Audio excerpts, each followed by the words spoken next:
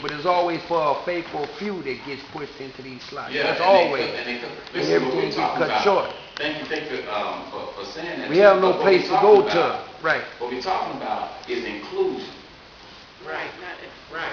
We're talking about inclusion. Right. Want to be included instead of excluded. You understand something? They get stronger when we get stronger. Right. They don't notice, or sometimes they don't operate in it. But when we get stronger, it allows them to go and challenge the powers that be. To say, look, stop, let me go finish. And we won't open up for, open up for comments and everything. Not time, but I'm actually going somewhere. I'm out the gate. We're going somewhere.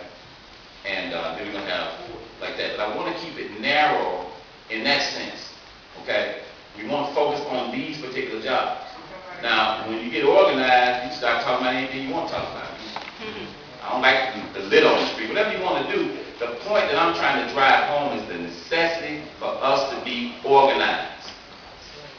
For me to say, Danny K. Davis, I want to meet, that's one thing. For us to say, hey, no, we want to meet with you, that's another thing. You understand? So I'm driving home the principle of organized effort, and I'm talking from a framework. I'm a broad-based organizer on the West Side for a long time, West and South Side for a long time. And it was my job to make sure that we got a real hearing with people in power. I don't really take a lot of pictures with the politicians. I'm friends with them. But my point of the matter is, we want a seat at the table in regards to the money. That's right. People get nervous when I say that kind of stuff. But that's what it's going to take, you all.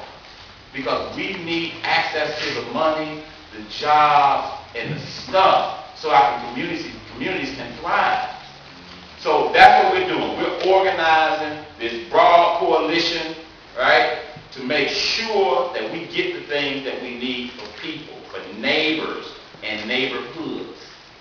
Okay? So having said that, that's my part of it. Okay?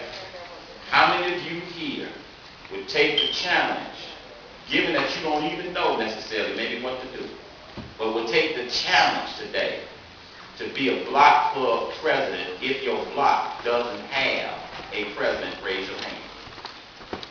Don't be scared. Just raise your hand. Nobody can ask for no money. I done deputized y'all and y'all still I was expecting a better response than that.